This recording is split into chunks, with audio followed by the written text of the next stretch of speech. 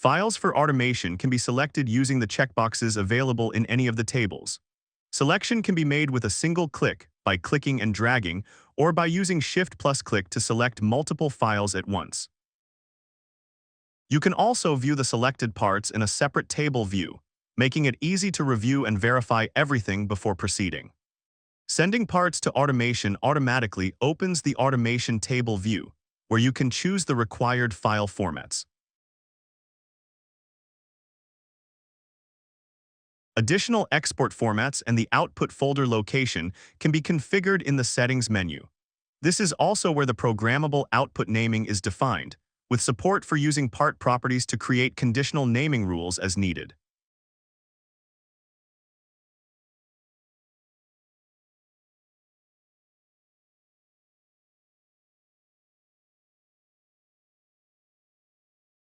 The export snapshot provides a clear statistical overview, including file type counts, the total number of exportable files, the number of selected export formats, and other key export details.